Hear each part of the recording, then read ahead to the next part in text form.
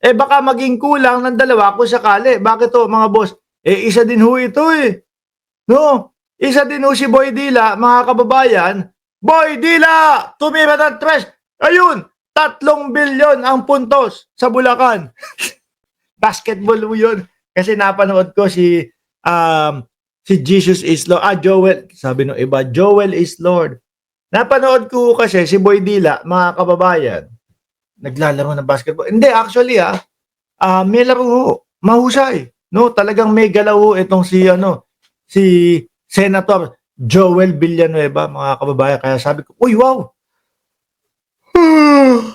Inaantok pa ako. Aga pa kasi. No, alas 7 ng umaga dito. Tumira si Joel Villanueva. Pasok, no? Tumira mula Bulacan. 3 bilyon ang puntos. Joke lang ho, mga kababayan.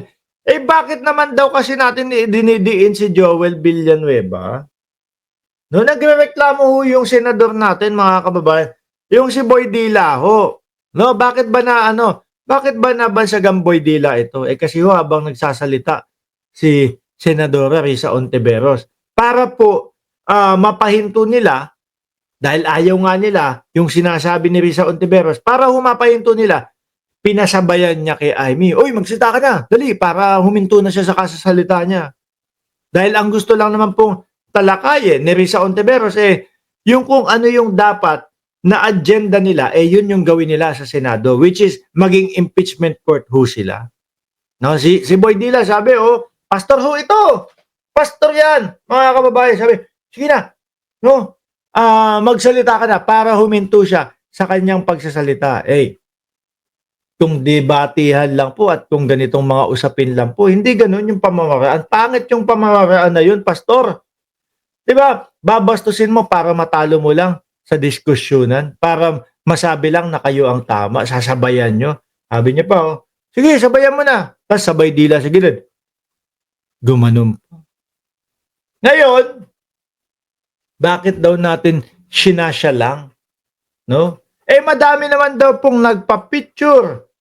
Bakit sinisingle out lang naman daw si Jesus is Lord, Joel Villanueva, mga bossing? Doon po sa pagkakaugnay, mga bossing, sa kay ano pangalan nun? Alcantara.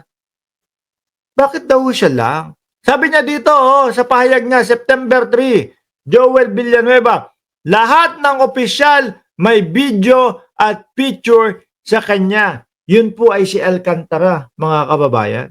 Pati siya. Di ba? May video at may picture din siya. Pero kung ang presidente, sabi niya, pag pumunta ka sa DPWH event sa Bulacan, si presidente, mga sekretary at mga senador, lahat, meron. Presidente daw, merong picture kay Alcantara.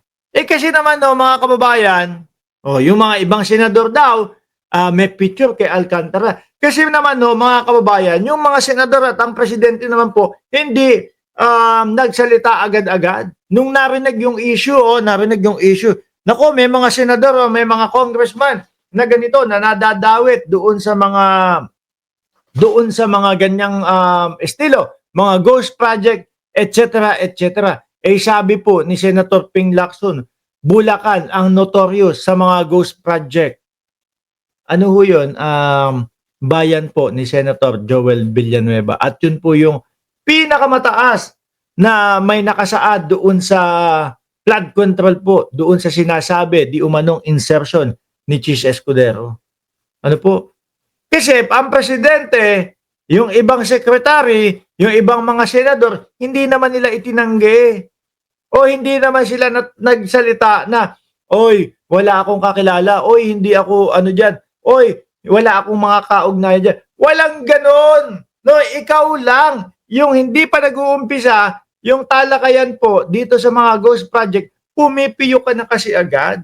Wala po kasi akong alam doon sa mga ganyan na meron pong mga konektadong mga senador diyan po sa mga sa mga district engineer at diyan po sa mga kontraktor. Yun. Tapos mamukat-mukat mo, etong si Alcantara, nando sa entablado, magsasalita. Magpapasalamat po ako sa butihin namin o sa butihing senador. Nagkakausap pa nga daw eh, di ba? Dahil pag kinukulang ng pondo, yung pamangkin mo sa Bulacan, eh sinabi, ikaw daw ang takbuhan. Kaya nasi-single out ka. Ikaw lang yung nagsalita ng ganun. Ikaw lang yung tumatanggi. Di ba, sir? Ganun kasimple lang ho iyon. Kung hindi ka pumiyok agad, hindi ka mahalata.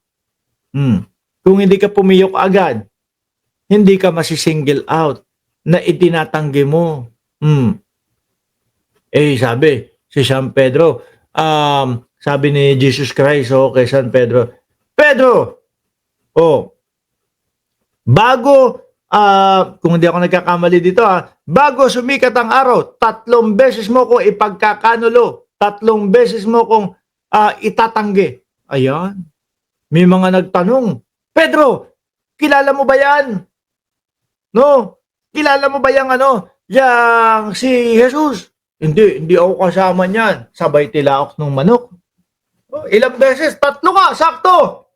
Kay Joel naman po, 1 beses niya lang itinanggi na meron siyang mga kakilalang mga district engineer o may mga kaugnayan siya doon sa mga district engineer. Mga bossing.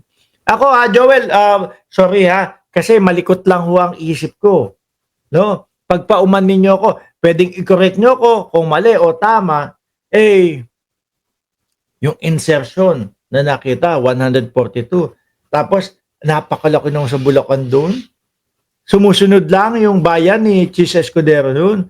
Hindi kaya, yan yung dahilan. Kaya talaga namang todo ang todo ang delay nyo doon sa impeachment.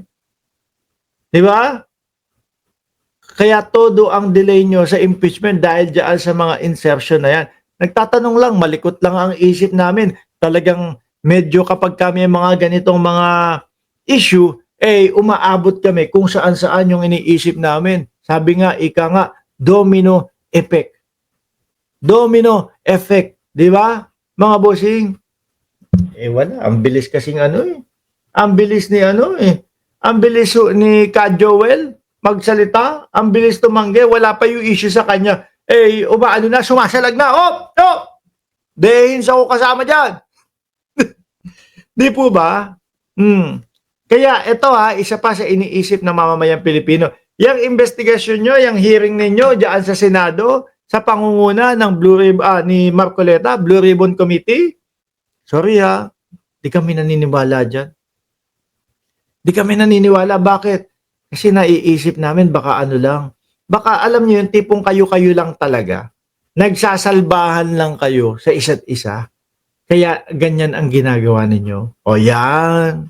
Yung tipo bang, salagin natin yung issue kay Joel Villanueva. Hindi dapat ma-issue si Joel Villanueva, etc. Ganyan. O yun.